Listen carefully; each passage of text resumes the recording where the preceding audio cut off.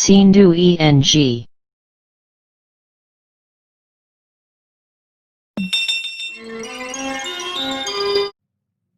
English to Sindhi unit number 4. In this unit we will learn the usage of he, she, I and you and the helping verb using with this. I, you, we, he, she, it in real are pronoun and pronoun is a word used instead of a noun. I, you, we, he, she, it ये असल में भी ज़मीर आहिनि pronoun आहिनि ऐं pronoun असल में ज़मीर उहो लफ़्ज़ आहे जेको असां इस्म नाउन बदिरां कमु आणियूं जीअं अली हिकु सुठो छोकिरो आहे अली चवण जे बजाए असां चऊं he is a good boy हू हिकु सुठो छोकिरो आहे जॾहिं असां अली खे ही सां रिप्लेस कयोसीं असां अली जी जॻह ते प्रोनाउन यूज़ कयोसीं ही जंहिंजे करे ज़मीर उहे लफ़्ज़ आहिनि जेके इस्म जे बदिरां कमु आणियूं Pronoun is a word used instead of a noun. Pronoun उहो लफ़्ज़ आहे जेको इस्म जे बदिरां कमु अचे. Usage of he जो इस्तेमाल. He is used for man or boy, masculine gender. ही हमेशा छोकिरे या मर्द लाइ इस्तेमालु थींदो आहे नर जिन्स लाइ जीअं त छोकिरो मर्द जेकी बि नर जिन्स आहे उन सां असां ही जो इस्तेमालु कंदा आहियूं ऐं कुझु मख़सूस केसिस में असां एनिमल लाइ बि ही जो इस्तेमालु कंदा आहियूं यूसेज ऑफ शी जो इस्तेमालु she is used for women और गर्ल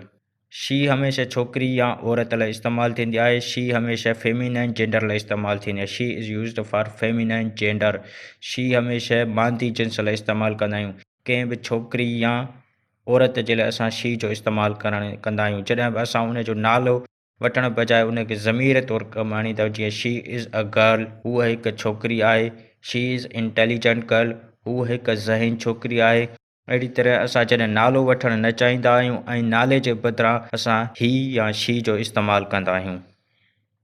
हेल्पिंग वर्ब्स विथ ही आर शी उहे कहिड़ा हेल्पिंग वर्ब आहिनि जेके असां ही ऐं शी सां इस्तेमालु करे सघूं था हेल्पिंग वर्ब आहिनि इज़ एम आर इहे कहिड़ा लफ़्ज़ आहिनि जेके असां ही शी इट सां इस्तेमालु करे सघूं था इज़ असां ही शी इट लाइ इस्तेमालु कंदासीं यूसेज ऑफ ही आर शी ही या शी जो इस्तेमालु he is a doctor she is a nurse doctor हिकु मर्द आहे हिकु नर्जिन्स आहे उन लाइ असां ही जो इस्तेमालु कयोसीं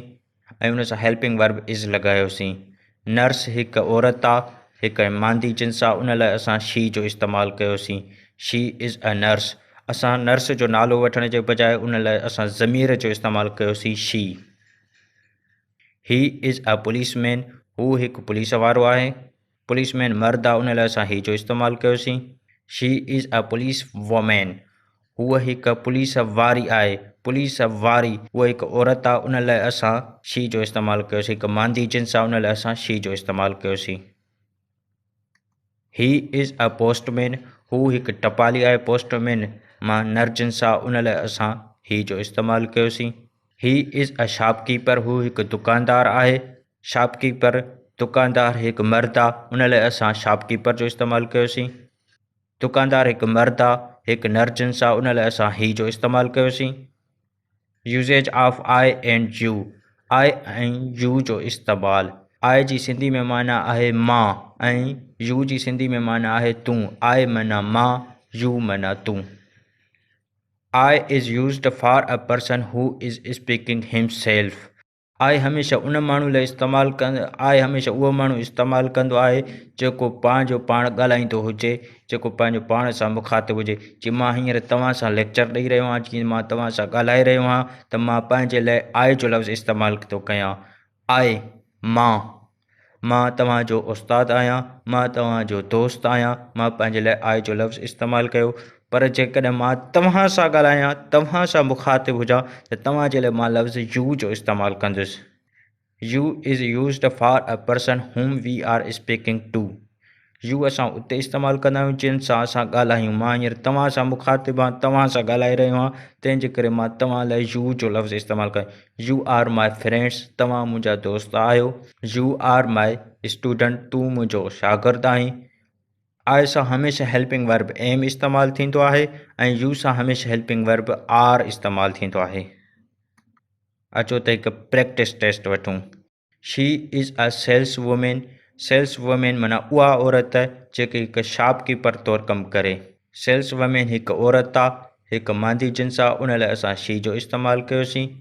ही इज़ एन इंजीनियर, हू हिकु इंजीनियर आहे। इंजीनियर हिकु नर जिन्स आहे, हिकु छोकिरो आहे, हिकु मर्द आहे, उन लाइ असां ही जो इस्तेमालु कयोसीं।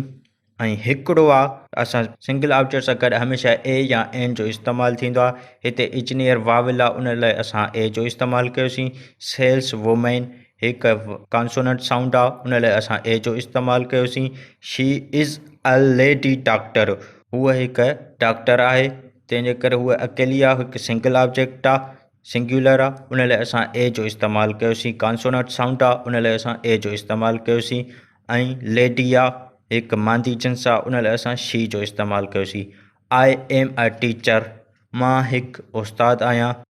आए सां गॾु हमेशह एम जो इस्तेमालु थींदो आहे, सिंगल ऑब्जेक्ट आहे, उन लाइ असां ए इस्तेमालु कईसीं। यू आर अ बॉय, तूं हिकु छोकिरो आहीं।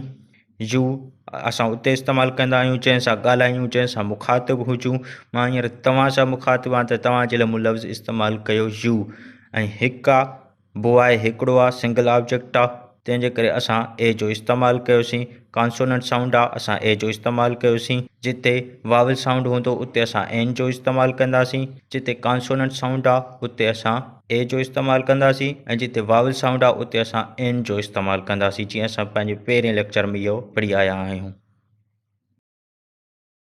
Thank you for watching my channel. Press the subscribe button to never miss an update.